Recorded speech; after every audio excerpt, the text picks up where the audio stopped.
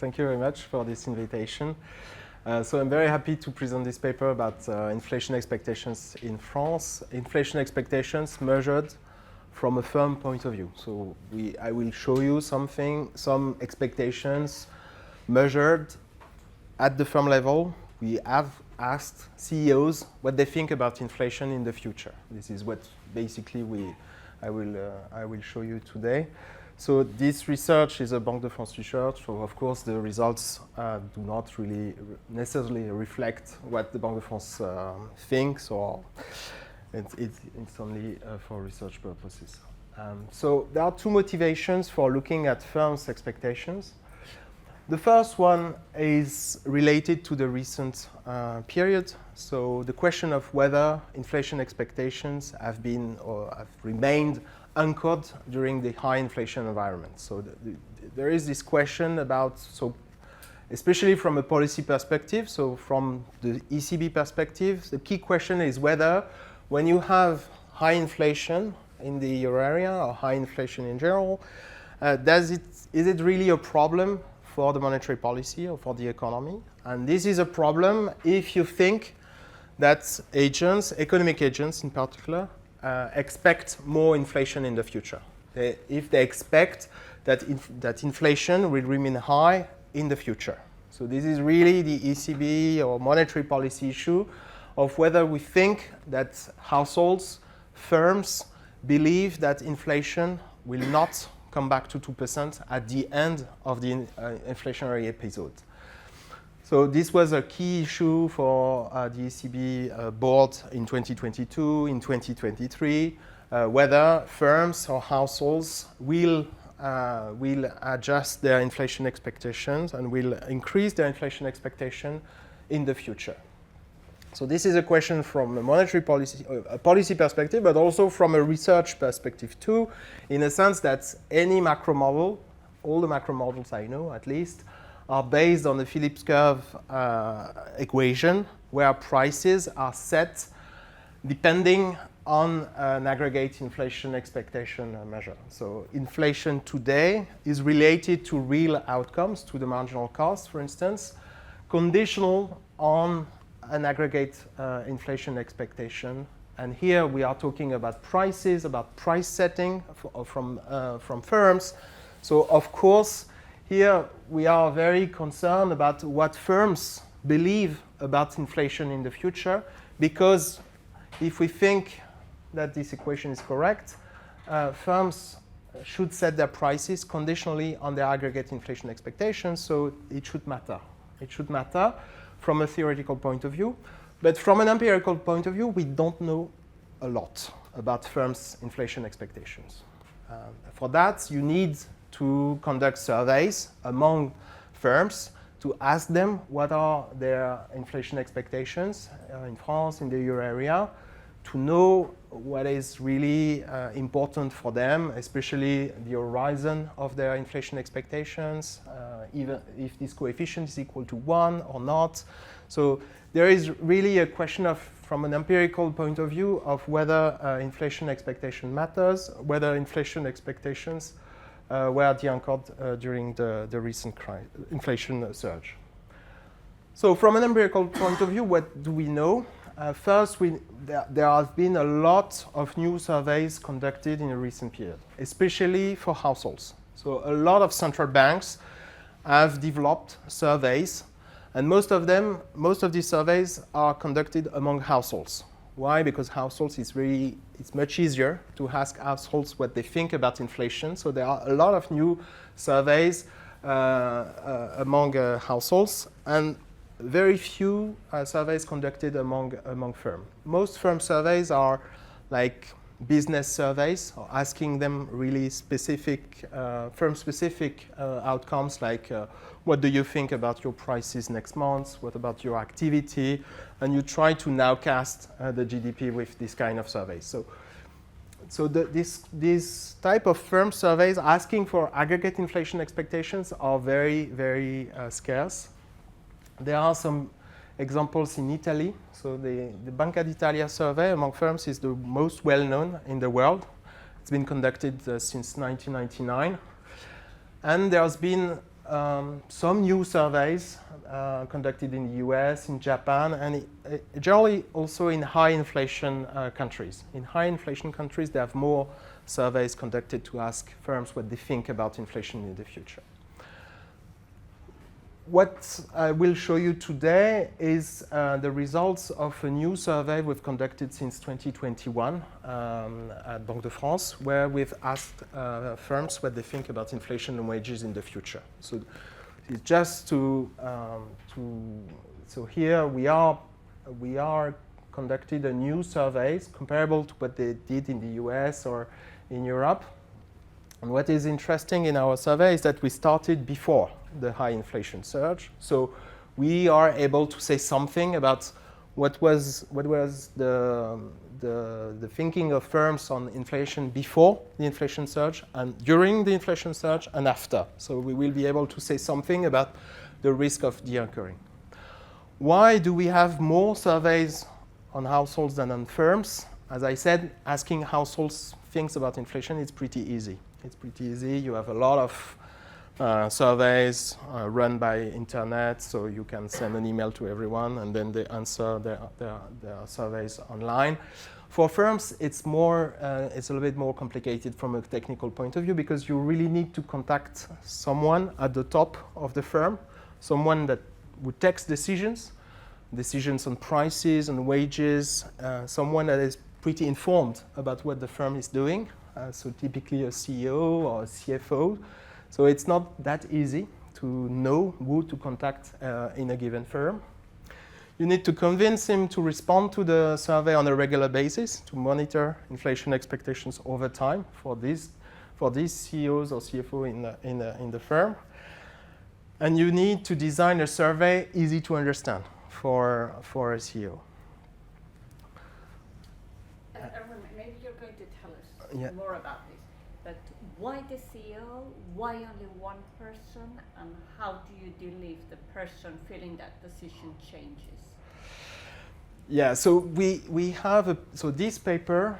In this paper, we documented how we designed the survey. So today I won't talk too much about that. But in this paper, we explain how we designed the survey. And we had the information about who answered the survey.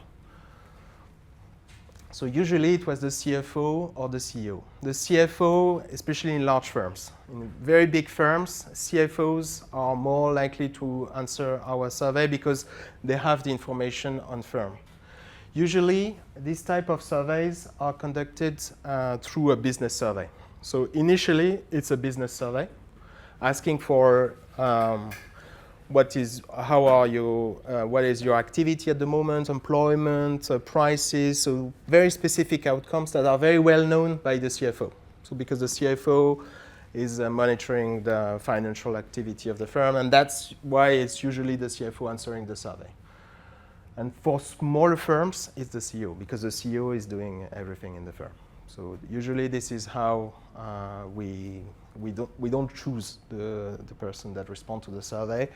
It's who we can convince to answer.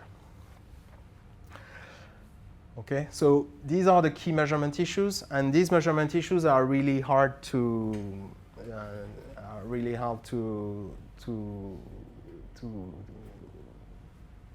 meet because, I mean, you really need to have some contact within the firm.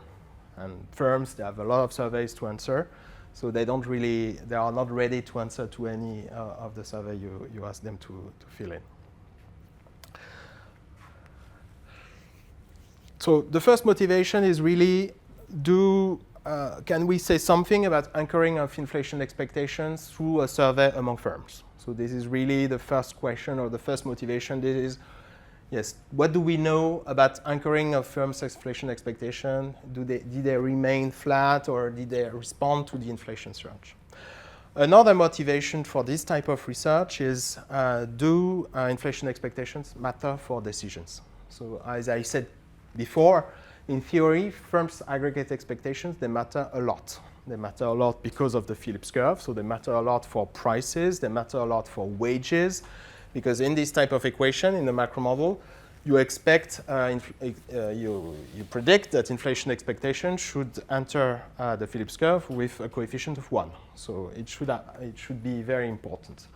So typically, recently, Werning, 2022, he explains and he shows very in detail how inflation expectations will enter a standard Phillips curve. But it could be very important for investment decisions too, through the real interest rate, the real expected interest rate. So if inflation expectation is higher, the real rate will decrease and you should invest more. So typically, inflation firms' aggregate expectation should matter for many, many decisions within the firm in the standard macro model. And at the moment, we don't have so much evidence on how inflation expectations of firms matter for these decisions. So from a theoretical point of view, we think that it matters a lot. But from an empirical point of view, it's very hard to show any evidence favoring this. So there are some papers, mainly by Koibyongo and Shenko in different countries with microdata showing that it matters especially for investment, but not really for prices and wages. And it might matter a lot depending on what the firm has in mind in terms of model, what they think, how the model is working at the macro level. A last literature, more recent, is looking at how inflation expectations are affecting wage decisions. So how much we think that there could be a price-wage loop in a given economy, especially over the recent period. So this is really the second motivation. We will ask how much inflation expectations in France matter for wages. So we are able to measure that in our survey. So we will try to say something about how much inflation will go through wages, and inflation expectations are affecting wages. And here, the high inflation is really interesting in a sense, in an empirical way, because it can help to identify a little bit what is going on. Because since inflation is moving up and down, we could identify some of the effects better than if we are in a very low inflation environment. So this is the second motivation for this paper. So this paper is a very empirical one. We have two questions: anchoring of inflation expectation, do they matter?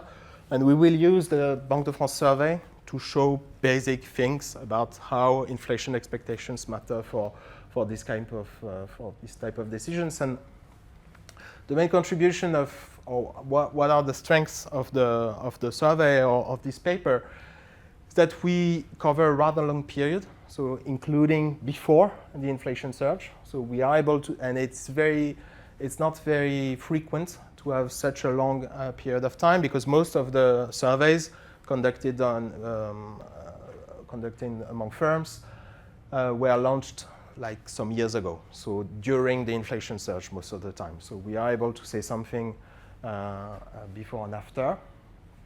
We have also another important aspect is that we are able to measure inflation expectations at different horizons. So typically, one question we have is what is the horizon that matters for firms' decisions? So usually, in policy briefing, we monitor long-run inflation expectations. So we think that what is important to estimate the anchoring of inflation expectation is to look at the long run, like typically 5 years or 10 years.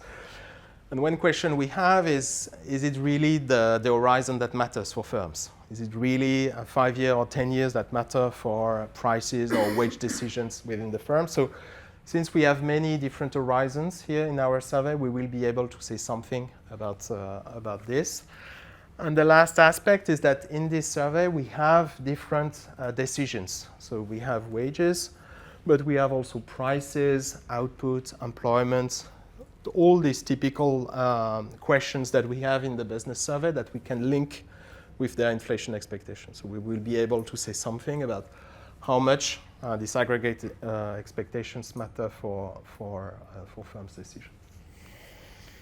The main results. So I will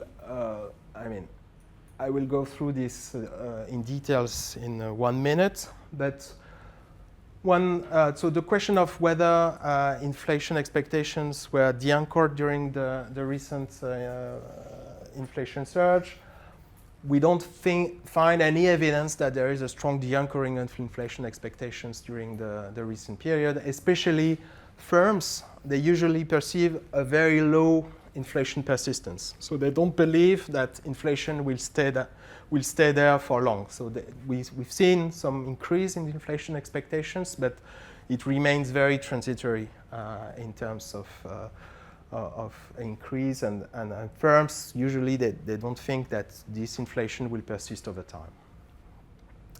The second aspect is that we don't find a large pass-through of inflation expectations to wage decisions, and mostly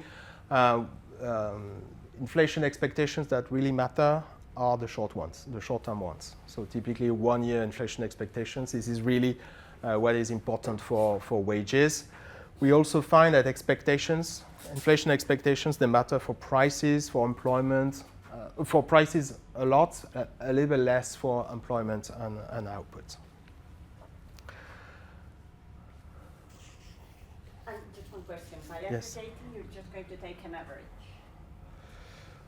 Sorry?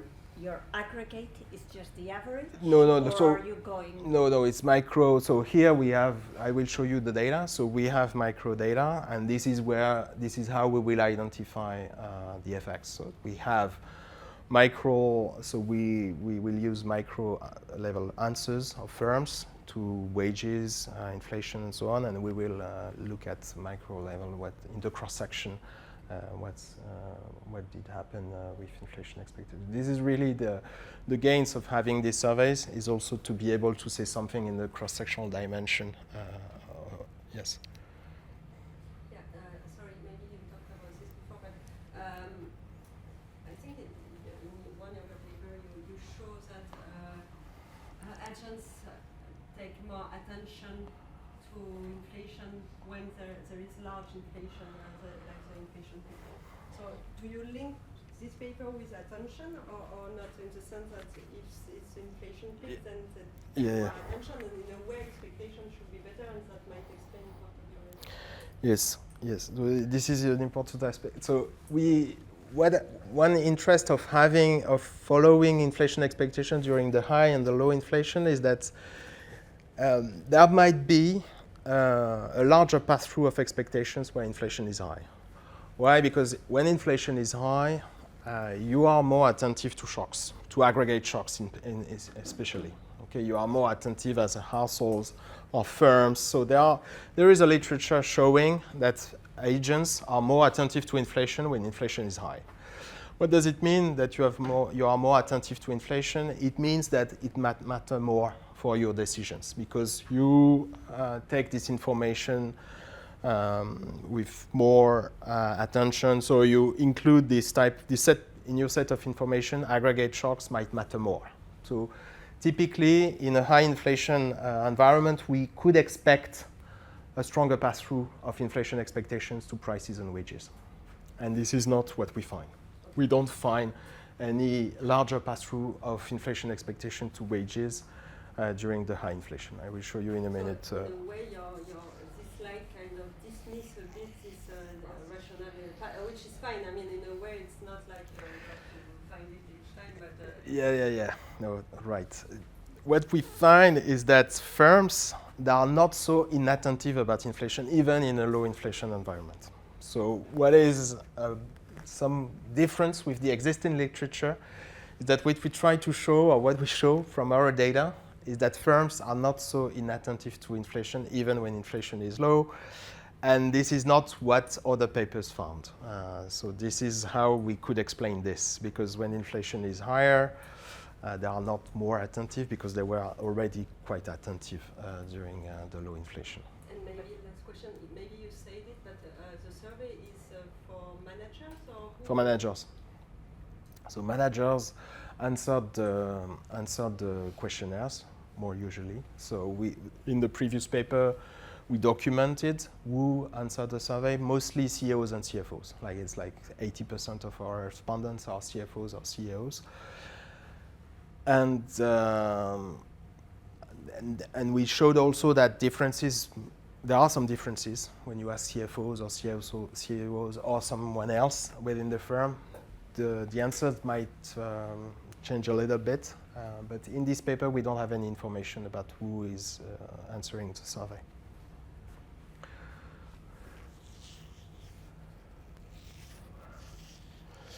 So in terms of literature review, so as I said, there are now larger literature of non-financial inflation expectations. Okay, we know more about what households or firms think about inflation expectations. So this literature is really booming has been booming over the last 5 years, because there are more surveys, and because we were also interested of knowing a little bit more how we could explain that households or firms are not so attentive or very attentive to inflation expectations. So it was a research question, because of these micro models where households and firms are supposed to be like very rational with full information and in a full information-free environment. So typically these surveys were conducted to document better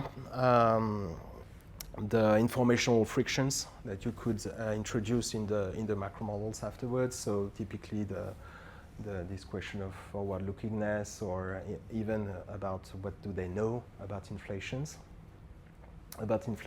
developments. So this question about intention when inflation is high. So there is quite a lot of papers on how high inflation changed the way you form inflation expectations. Especially you are more attentive, you know more, so you are monitoring a little bit more what is going on with prices. So there is a lot of convincing evidence showing that especially households are more attentive to inflation when inflation is high.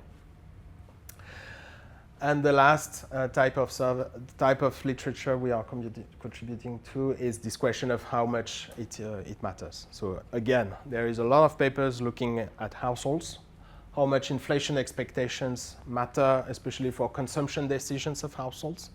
So over the last 5 years, there are like maybe 100 papers looking at how much household expectations matter for their consumption decisions, typically in a Euler equation, with some contradicting evidence sometimes. And on the firm side, it's less developed at this stage, because we don't have so many surveys. So looking at the data, so as I said, we use here the Banque de France monthly business survey. So there is an existing monthly business survey at Banque de France, where a little bit more than 8,000 firms are surveyed every month. So typically, and they are conducted by phone. So in local branches here in Marseille, or in any cities in France, people are calling firms every month to ask them about their situation in terms of prices, employment, output, many questions. Most of the time, these questions are qualitative, but it's really like all these type of surveys are conducted like this, asking qualitative questions, plus, minus. And the main objective is here to nowcast the GDP. Okay, so to have some kind of nowcasting of the GDP growth. And what we did some years ago is that we add a quarterly module to this business survey about inflation. So we added some questions in this survey to ask firms, to ask their managers what they think about inflation and wages over the next year, over a longer horizon. So in this quarterly module, we have about 1,700 managers every quarter, and they are interviewed once a year. So we split the sample of firms into 4, and every quarter there is 1/4 of this, 1/4 of this sample who is interviewed in a given year. This is longitudinal data. That is, you interview the same people. So all these firms survived during the COVID, because there were many firms that actually closed down. So I think you have maybe a selection bias here, because Yeah, on the sampling of this survey, I don't know much, but they are replaced. So when they disappear or when they don't want to answer anymore, they are replaced. So we have a sample. There are a sampling rule to keep the sample more or less representative of the French economy, especially by sector, by size, and by region. So these are the three criteria to build the sample selection. But when they disappear, they are replaced by a few similar firms. So all in all, you have a longitudinal database, except that it's unbalanced panels. Some disappear, but the new is. Exactly, but we don't know whether the firm disappears because they don't want to answer anymore or because they fail. Yes, okay. We don't have this type of information. Yes. So they are interviewed once a year to make the survey not too costly to answer. Okay, so they are not answered every quarter about inflation. It's only once a year, and for each quarter we have a subsample of firms. Okay. And in a given year, we have 6,000 answers. Okay? We have 4 times the 1,700.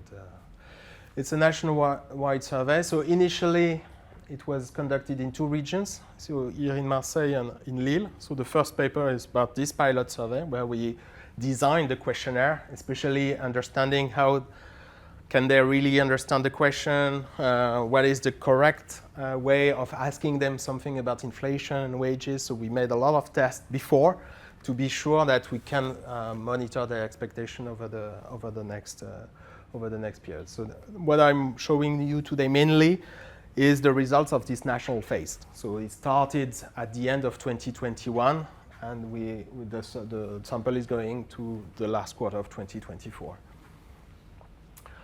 And in terms of coverage, we cover all the firm size, so very small firms, but also we have some large firms in all the sectors. I don't have the sectors here. I don't know why. Okay, and so every year we have about 6,000 firms, and overall we have 8,000 firms into the sample. What are the questions? So this quarterly module asked 4 questions. 3 about inflation.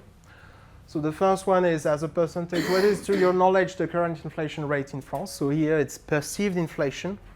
So we typically ask, what is the inflation rate according to you at the moment?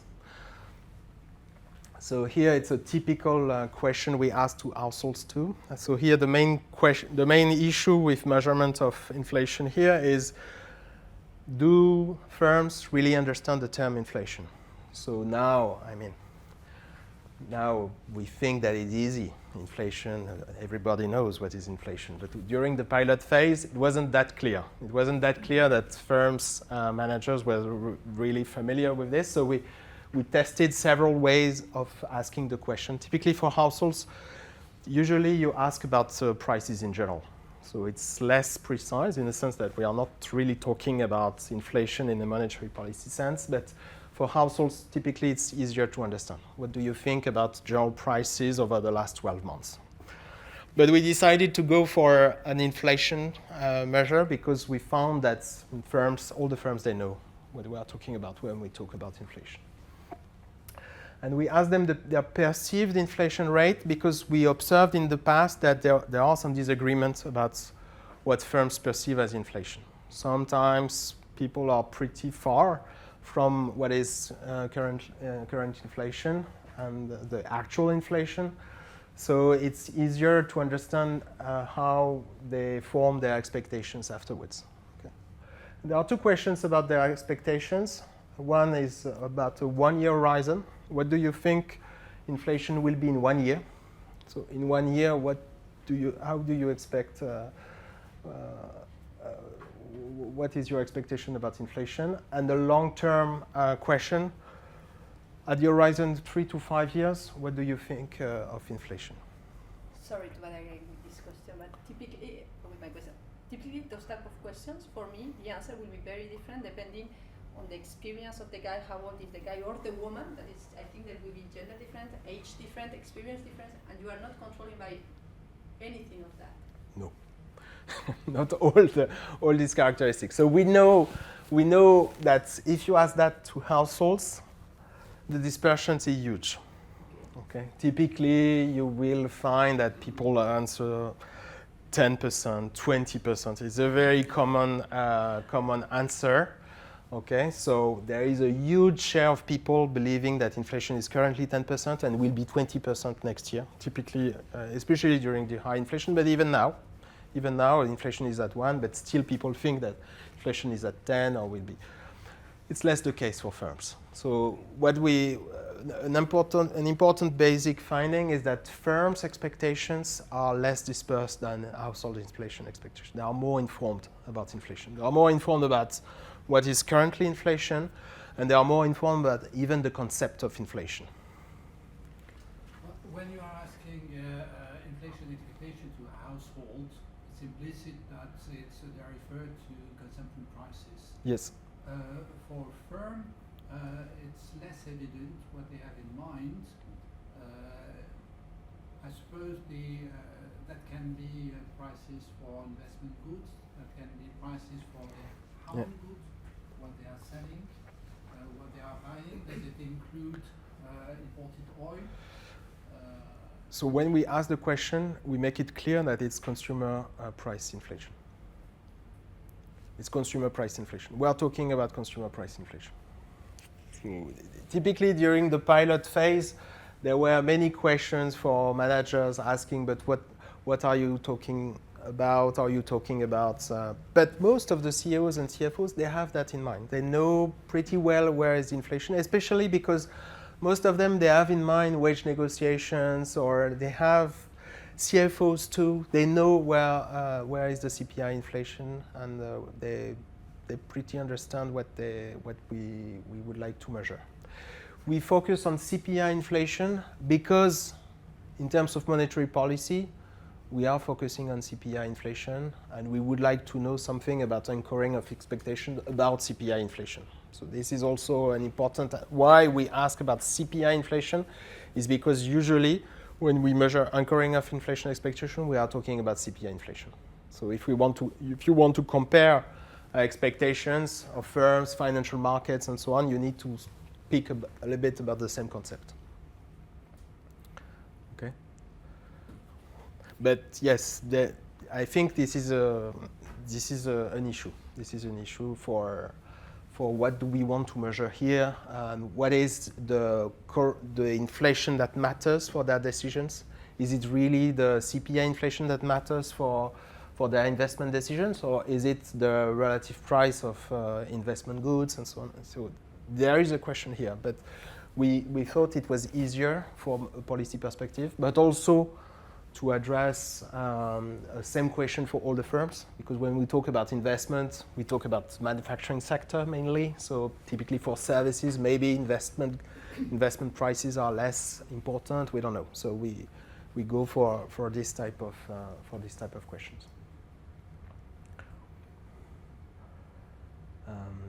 Yeah. But this concept is pretty well known, and we have anecdotal evidence where the colleagues in local branches, they are sometimes a little bit challenged by the CFOs and CEOs about the concept of inflation. So I know that for them, sometimes it's a little bit difficult to ask the question, because CEOs and CFOs, they ask them, are you talking about year-on-year growth of CPI index, or are you talking about the average annual inflation over the year? And sometimes even the people locally here, they don't really understand the difference between the two. So we know that CFOs and CEOs are pretty well, they know pretty well what we are asking. And the last question we ask, it's a question which is a little bit less frequent in this type of survey, is we ask them about what do you think will be the growth rate in base wages in your firm over the next 12 months.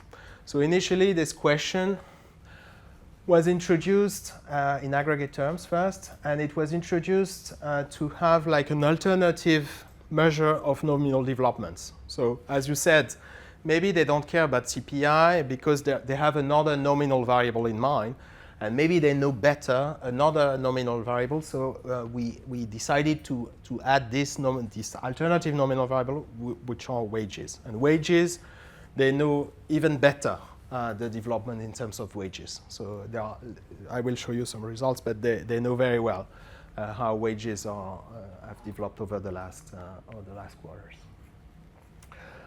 So I will show you first some very basic numbers, and then I will go for answering these two questions about anchoring and how it matters.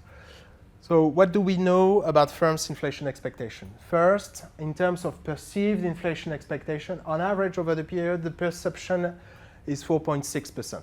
So a little bit higher than average inflation. Average inflation in France was 3.6. So there is a small bias, upward bias. So they tend to perceive a bit more inflation than what we actually observe in the CPI inflation. So this upward bias is found in many surveys, but it's pretty small for firms. It's smaller than when we find for households where the bias is more like 5 or 4 on average.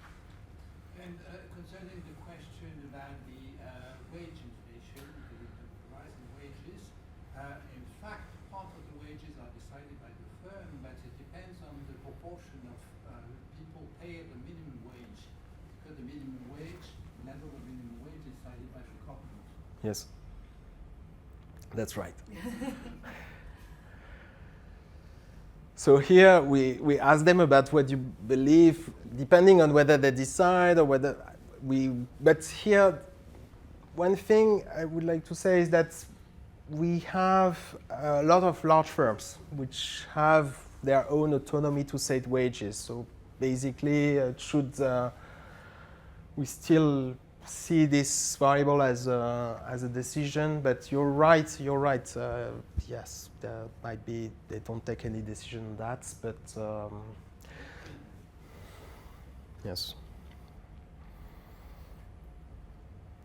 We would like to know whether they see a link between wages and inflation. So even if they don't decide, you could imagine that they have a model in mind where they know how much their inflation expectations are linked to the wage development. So even if they have only minimum wage earners in their firms, we might find a relation between the two because they know that inflation should matter for wage developments because there is a rule. So they should know perfectly that there is a rule, a one-to-one, with past inflation and wage and their wage expectation. It's not really what we will find, but yes. We don't know here how much firms are really able to take a decision about wages or whether they take wages decided at the national level or at the sectoral level. So at this stage, we don't know yet how much they can take a decision on their own wages. So there is a positive bias, but pretty limited compared to other surveys. Another thing is that there is some disagreement. So there is a standard deviation, 2%, which is a bit.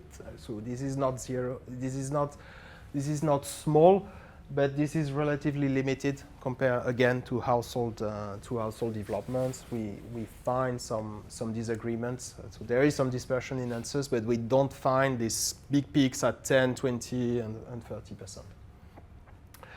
If we look at wages, their answers are below what we observe in the data. Okay, they are more pessimistic about wages in some sense, so again, it's going in the same direction as what we found typically for households. So, but with less extreme scenarios. But if you ask households about inflation, they think it's 10% on average, where it's only 3%.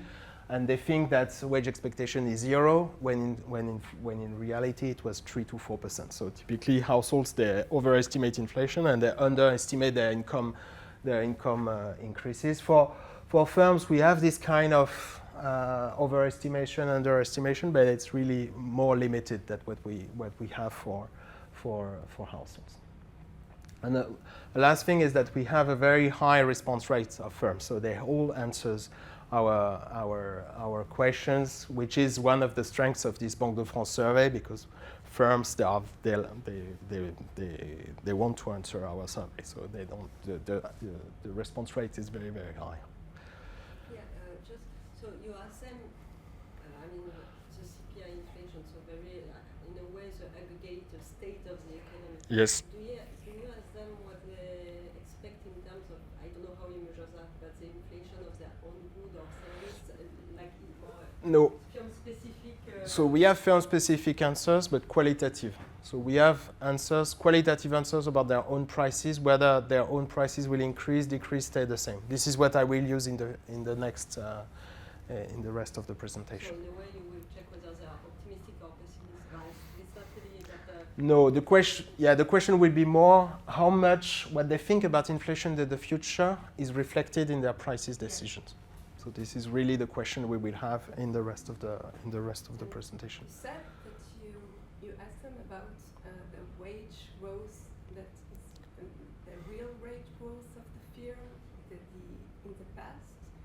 Is it corresponding to, like, I mean, what the prospect? I mean, is this aggregate terms or? Is it a good forecast? Is it yes, your question? is a forecast, It's hard to say at this stage because we have too small panel data with a huge increase in inflation and so on. So it's hard to say that they are good forecasters, yes. especially if they are better than professional forecasters.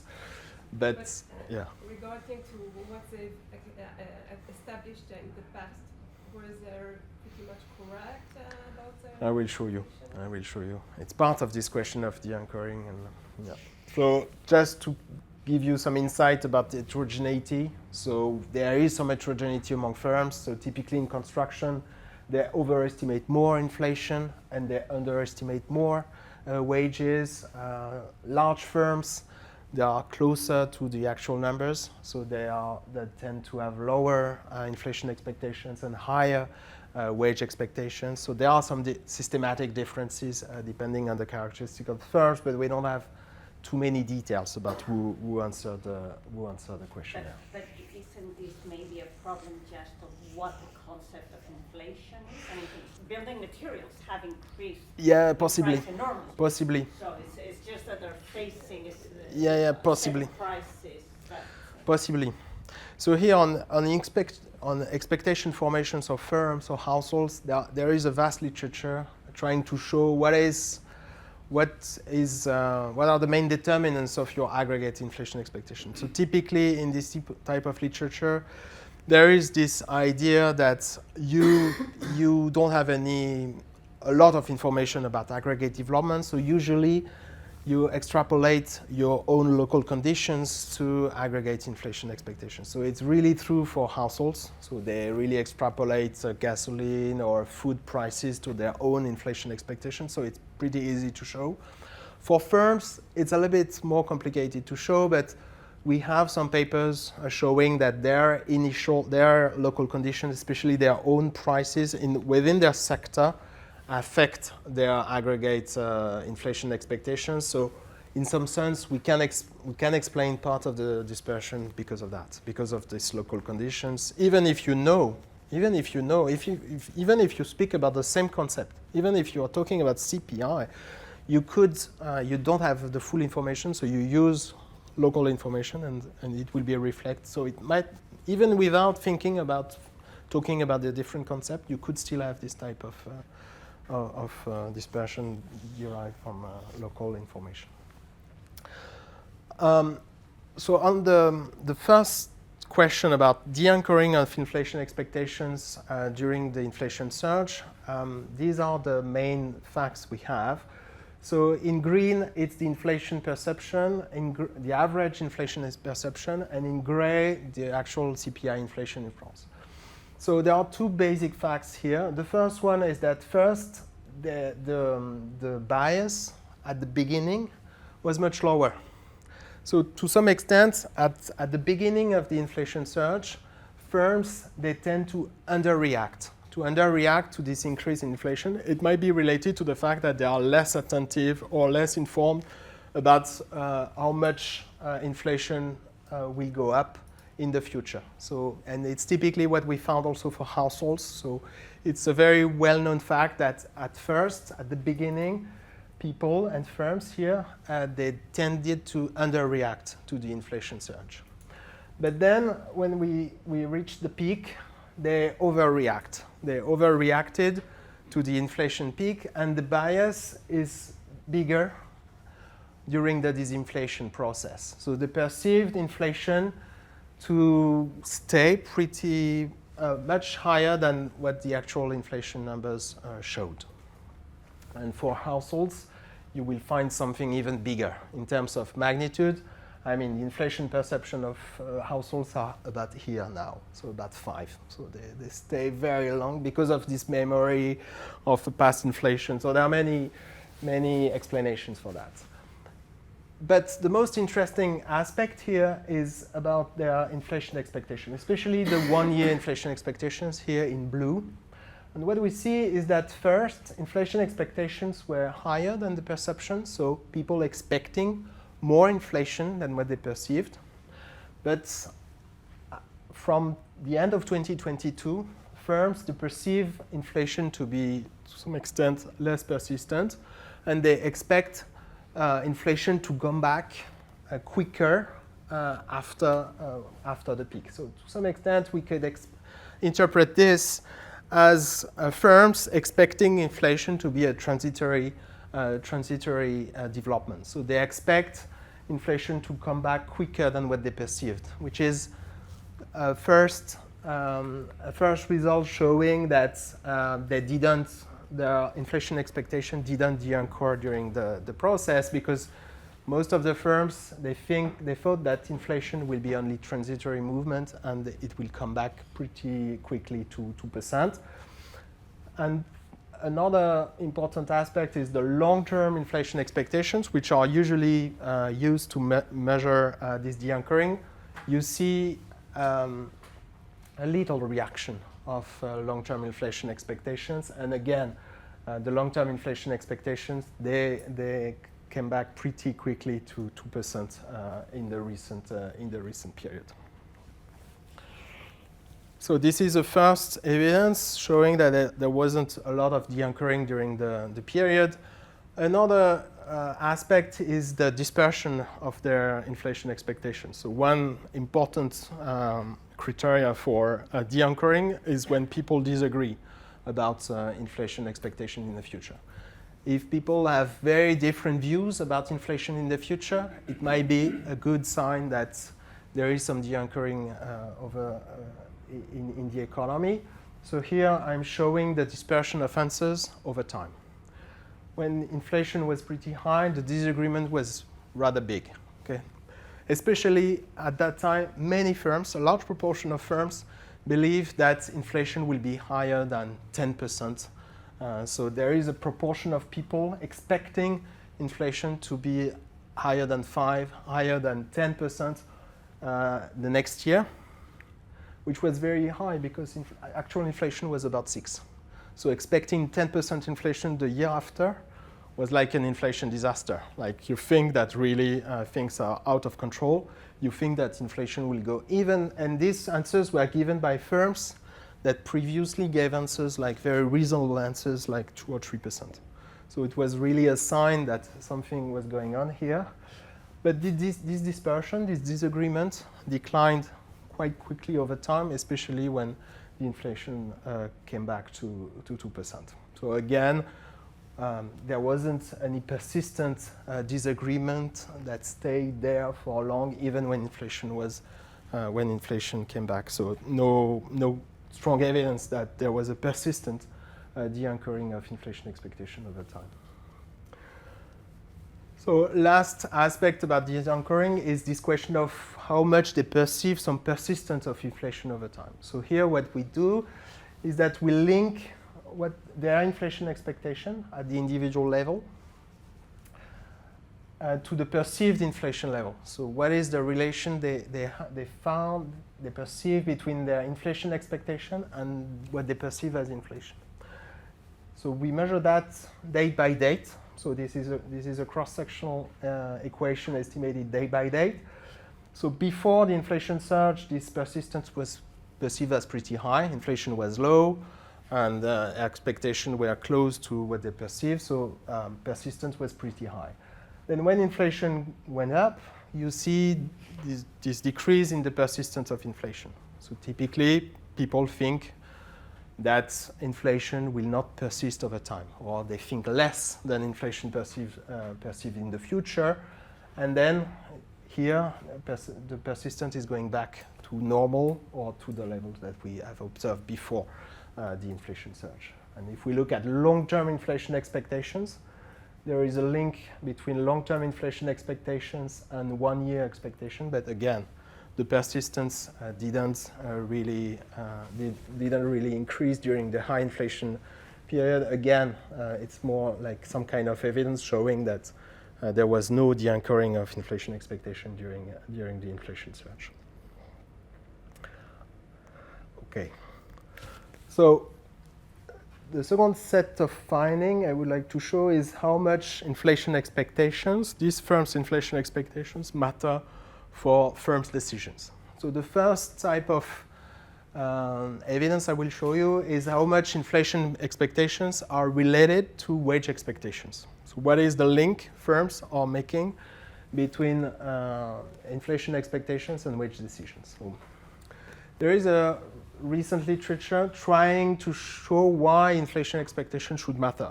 So inflation expectations should matter for wages if you have rigid wages. If wages are sticky, you incorporate inflation expectations to your wages because you know that you won't be able to change your wage over the next year, over the next 2 years, depending on in which country, in which setting you are. And the question then is, what is the horizon that really matters? And here it will depend a lot on the degree of wage stickiness. Of course, in France, there is this institutional bargaining framework where we know that the minimum wage would play a role, where maybe past inflation may play a bigger role because there is some kind of indexation in France. So there is this question of whether it's really the inflation expectations that would matter more for their wage decisions. And there is, at the moment, some new papers showing different evidence showing evidence in different countries, in Switzerland, in Germany, showing that the pass-through is very, very limited, close to zero, between 0.1 and 0.2 of inflation expectations to wages. So for this inflation surge, we would expect that it's very small because the wage rigidity is mostly downward than upward in a way. And especially when you have huge inflation rate, you expect that the degree of wage stickiness will be reduced, no? Because unions will bargain a lot, and so don't you think it's? I mean, your findings might depend on whether you look at inflation peak or not. Yeah. So there are two questions. So one is the wage stickiness. So if inflation is high, do you really think that wage flexibility is higher? So here it depends a lot on these wage institutions, because if you think of Germany, for instance, they didn't change their wage contract duration during the inflation surge. So the contract durations in Germany are like 2 years, and they didn't really change this setting. I don't know why, but they didn't do it. So I mean, meaning there are still the same degree of wage stickiness. In France, it's less clear. So it might be that wages are more flexible. And this higher flexibility should affect the horizon of the expectation. If you think that wages are more flexible, you would expect that shorter-term inflation expectation should matter more, because if you can change every 6 months, it's only the inflation over the next 6 months that would matter. If you think your wages will change in 2 years, it's really the inflation expectation over the next 2 years. Typically in Italy, contracts are 3 years, and they use forecasts, the Banque d'Italia inflation forecast, to decide on wage increases in Italy. So typically, this is this type of evidence we would like to have. But at this stage, we don't know. At this stage, we don't know. And the other element is how much inflation expectations matter. Just that. Just how much inflation expectation is really the way firms are setting wages, or whether they look at past inflation, and they just think in terms how much did I lose over the last year, and I would like to just catch up with these losses over the last year. So this is typically the questions we are trying to answer here. What I'm showing you here is just the scatter plot. So it's been scatter plot from the answers to our questions, just looking at all the periods, just what is the raw data from our survey. So here on the x-axis is the perceived inflation, answers to the perceived inflation, and here it's the answers on the expected wage growth over the next year.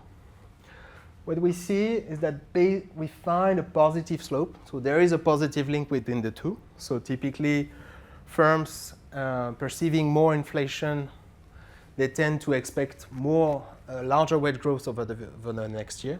So this is more or less what we expect to find.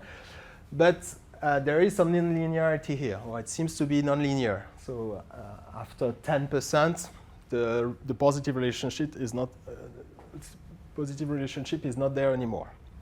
So typically, firms perceiving an inflation rate above 8-10%, they don't link that to their inflation expectation. We find the similar picture for one-year inflation expectations. Okay, so there is a positive link, and then the relationship is less positive.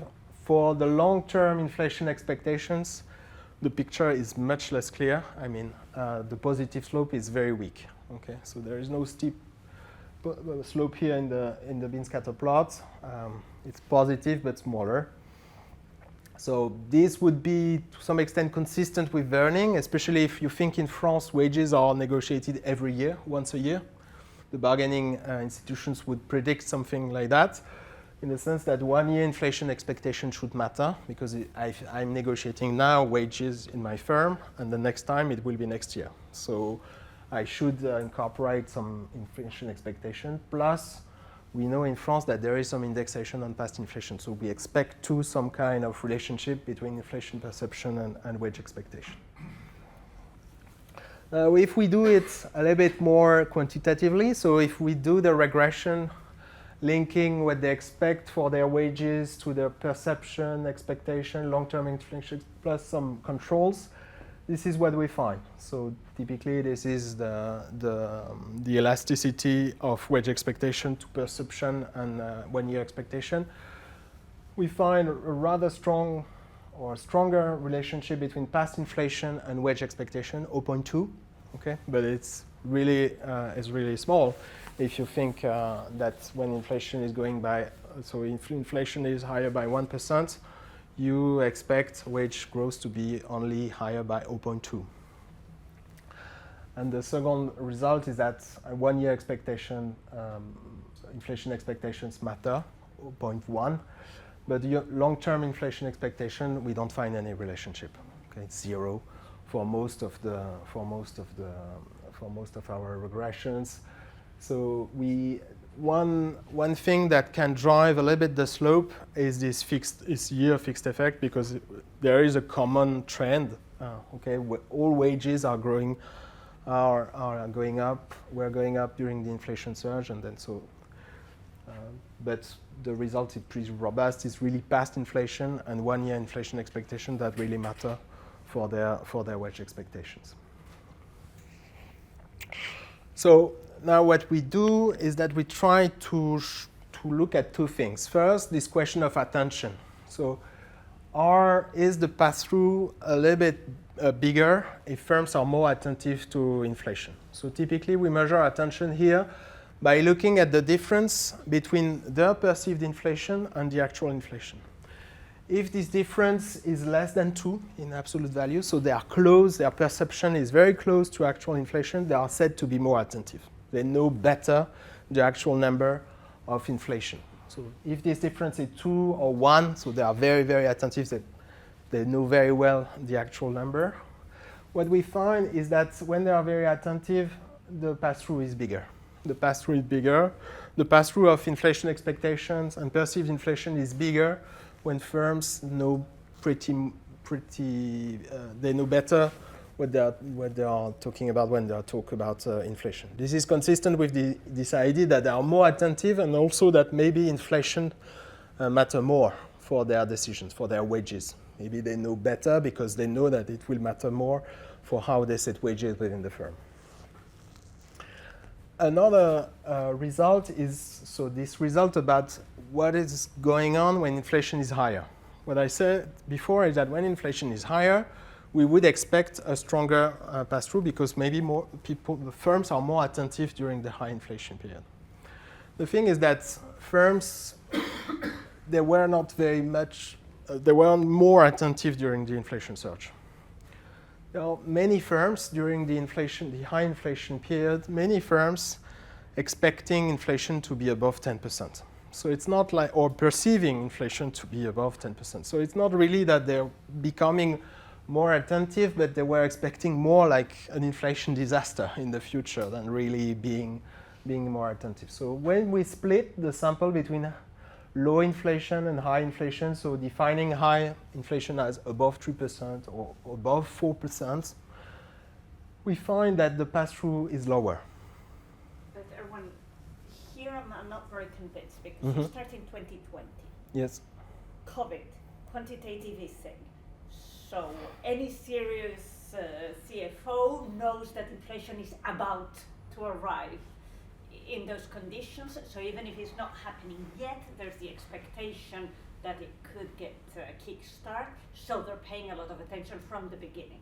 Yes. It's not the same thing as 2016, where we've been, in other words, no fundamental. That was towards high inflation. No, but the question is really, if you really think that inflation will be much higher in the future, are you ready to increase by more your wages? So this is really what we would like to know.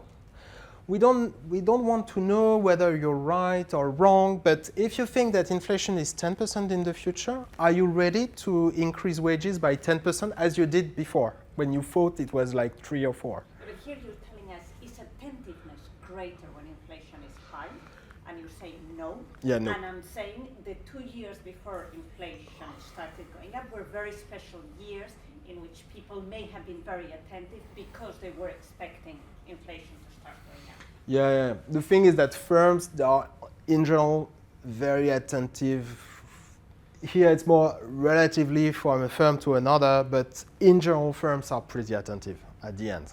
So it's not so easy to say that firms are very attentive or not attentive. They're on average attentive. It's more relatively, are they more attentive than others? And, because here, if you look at the proportion of firms in this sample of high attentive, it's pretty high. It's a minority that is out of this 2 or 1% threshold. It might be not really attentive to inflation, but maybe they don't really care about inflation when taking wage decisions, maybe because they are looking just at the sectoral wage bargaining, minimum wage, so they don't really care about inflation because they don't use that for their wage decisions. That's another possibility. Here, their attention is pretty endogenous, of course, so we don't really know why they are especially attentive or not during that period. So, I don't know, but can it be that they were attentive, same level of attentiveness, but in a way, inflation was so high that there were like a lot of noisy signals or whatever that for a given degree of the attentiveness, they were not able to extract the right information and in a way, I mean, I don't know whether in your measure of attentiveness you capture the fact that it was a special period where, I mean, we needed a lot of different types of information. Yeah, that's right. Yeah, this is right. And here attention is about perception. But there is another question is about that. So you can be right about your own perception, but you can expect a lot of inflation in the future because of these noisy signals. So it's not really a question of attentiveness, but also a question about your forecasting, your forecast about inflation in the future. And here you can become a little bit crazy, like thinking that inflation will be so high in the future and so on and so forth. But again, the question is to know whether these high inflation expectations go through wages, and this will be a risk of the anchoring in that case. Okay? Did people believing that inflation will be 10% in the future really pass this huge rise in expected costs in their wages? And what we say is no. We don't find this.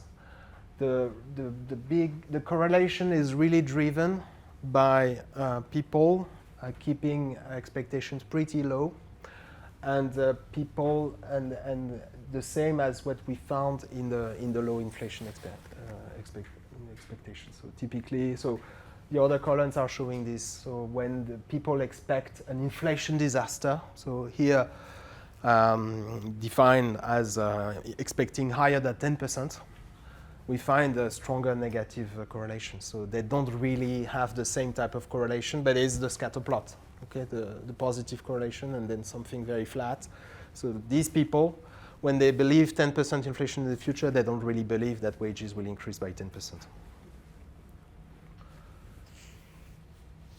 My last set of results is about other decisions other than wages. So here I'm looking at qualitative information about their own prices, their own employment, and own output. So here just time series about the results of these surveys on these variables. So typically for prices, we've seen a huge increase in the share of firms expecting price increases in the future so this is the inflation surge view from their own prices. From employment and output, it's a bit noisy maybe for employment with the firms. They've seen this improvement in the employment situation in France. From output, it's very seasonal. It's not really, you can't see anything. So what we do here, we do a local projection exercise. So we look at these prices, employment, output decisions. So it's a -1, O plus 1. Okay? And we sum over the horizon T plus H this variable, this qualitative variable. And we link that to their inflation expectations. Okay? Controlling for their perceptions and for the so all what I show here today is just correlations, but it's just to inform about what kind of correlations firms make between their own decisions and their inflation expectations. And we do the same exercise with their wage expectations. So how much their wage expectations are transmitted to prices, to employment, to output. Okay. So for inflation expectations, these are the results. So here it's the impulse response function of expected prices within the firm. So my expectation about my own prices, how these expectations reacted to an increase in 1 year inflation expectation, aggregate inflation expectation. So as expected, we find a positive relationship. When I think inflation expectation will be higher, I am more likely to increase my prices. This is what we find and what we expected. It's the frequency at which you increase the prices. Yeah, so you are more likely to increase your prices. So you can increase more frequently your prices, yes. And we find it's typically driven by increases. So here in red it's price increases, in blue price decreases taken separately. We find it's very driven by price increases.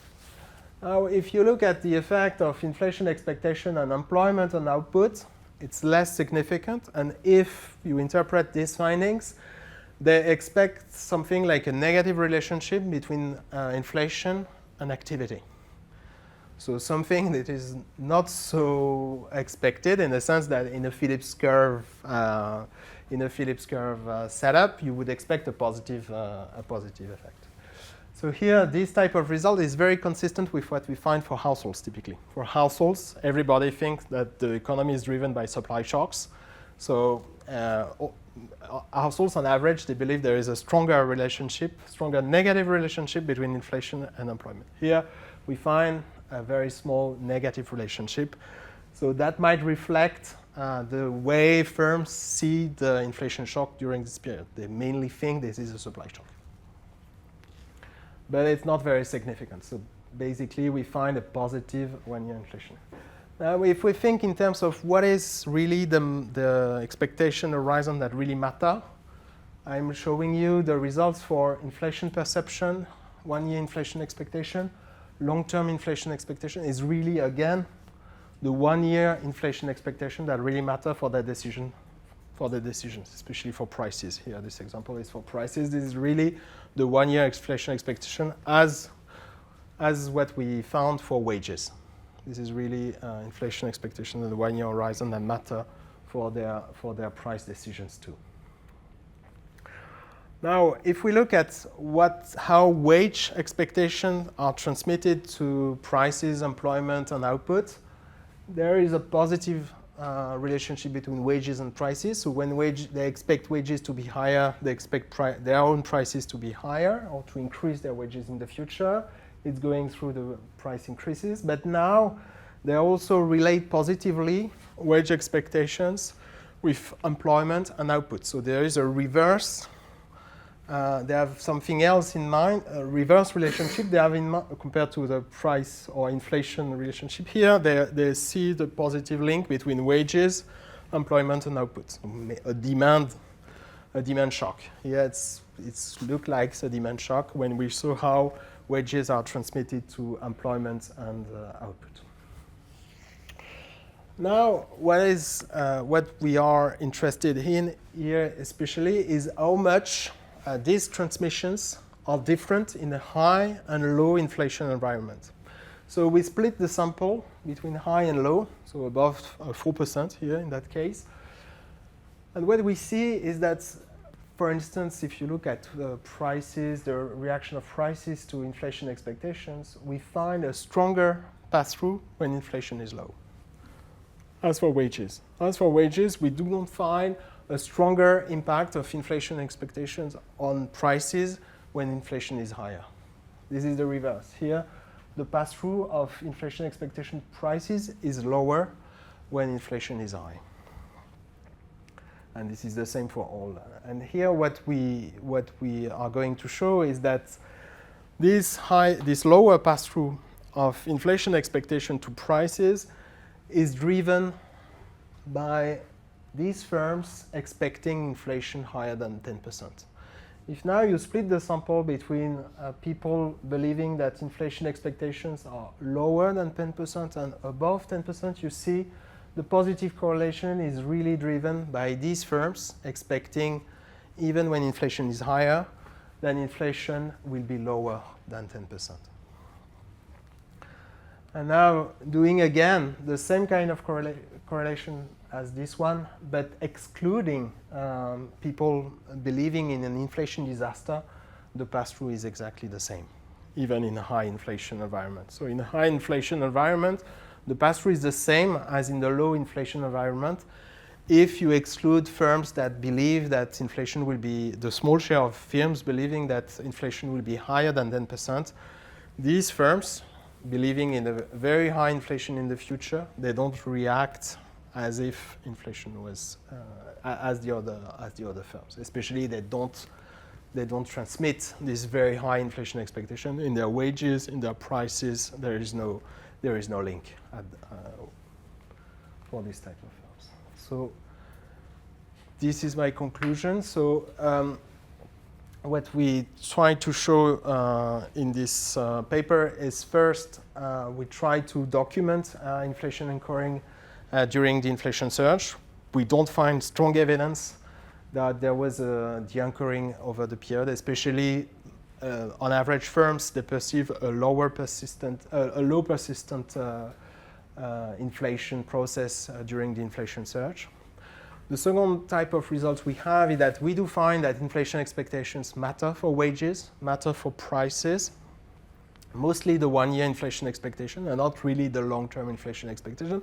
But this is consistent with the story of earning. If that you update prices and wages once a year, you don't expect longer-term inflation expectation to matter. And we do have some evidence showing that high inflation was associated with a lower pass-through, but it was really driven by these extreme firms, a small share of them, believing that inflation will be higher. Otherwise, the pass-through was about the same for all the other firms. Thank you very much.